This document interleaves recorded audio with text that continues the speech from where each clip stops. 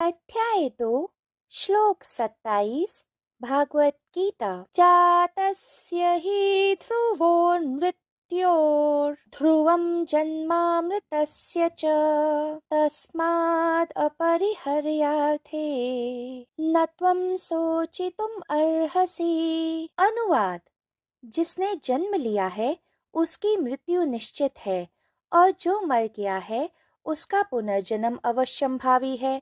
इसीलिए इस बिन उपाय वाले विषय पर तुझे शोक नहीं करना चाहिए। व्याख्या: जन्म के बाद मृत्यु हमारे जीवन में एकमात्र अवश्यंभावी है, बाकी सब कुछ अनिश्चित है।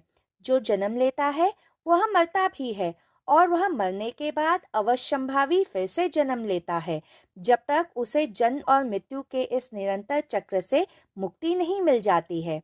आप जिसे अपना जीवन कहते हैं वह सूचना द्वारा नियंत्रित ऊर्जा की एक निश्चित मात्रा है, जिसे हम कर्म कहते हैं।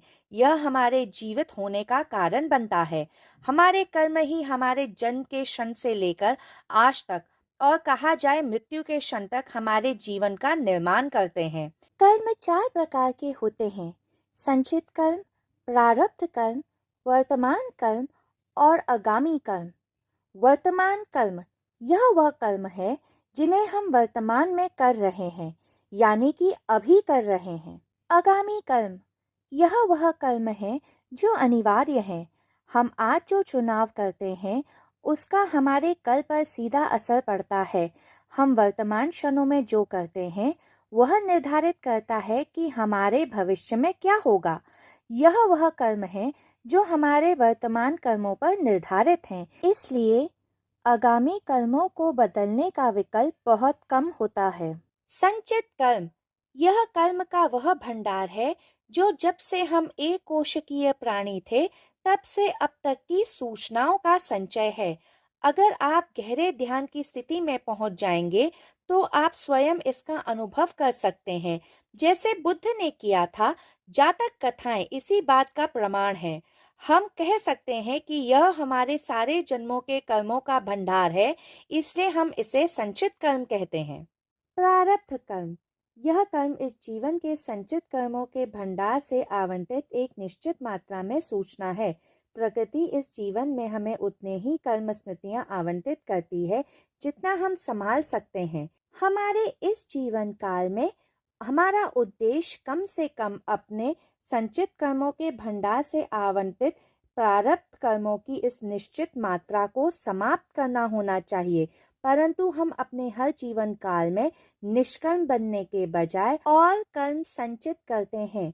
मुक्ति के पथ पर चलने वाले योगी न केवल अपने प्रारब्ध कर्मों को समाप्त करते हैं, बल्कि एक ही जीवन काल में अपने संचित कर्मों को भी समाप्त कर लेते हैं। हमारे द्वारा कल किए गए चुनाव स्वइच्छिक या अन्यथा हमें उस स्थान पर लेके आए हैं जहां हम आज हैं, और आज जो हम चुनाव करेंगे वह हमारे कल को निर्धारित करेंगे। इसलिए यह सर्वोपरि है कि हम अपने वर्तमान कार्यों और विचारों पर ध्यान दें, क्योंकि वास्तव में हमारा जीवन इन्हीं पर निर्भर है। श्री कृष्ण इसलिए अर्जुन से कह रहे थे कि अगर तू जो कह रहा है वह सत्य है तो भी तुझे शोक नहीं करना चाहिए। जो अवश्यंभावी है, जो होकर ही रहेगा, तो तू उसमें ज्यादा से ज्यादा क्या कर सकता है? ज्यादा से ज्यादा तू निमित्त मात्र बन सकता है, और निमित्त को शोक कैसा। पतंजलि के योग दर्शन में भी अभिनिवेश अर्थात हर कीमत पर जीवित रहना ही सहज इच्छा का उल्लेख भौतिक बुद्धि के लक्षण के रूप में किया गया है। इससे संबंधित एक घटना महाभारत में भी वर्णित है, जब यक्ष ने युधिष्ठिर से प्रश्न किया, इस दुनिया में सबसे आश्चर्यचकित करने वाली बात क्या है? युधिष्ठिर ने उत्तर दिया, हर पल कोई ना कोई मर रहा है। जो जीवित है वे इस घटना को देख रहे हैं और फिर भी वे यह नहीं सोचते कि एक ना एक दिन उन्हें भी मरना होगा। इससे बड़ी आश्चर्य की बात और क्या हो सकती है?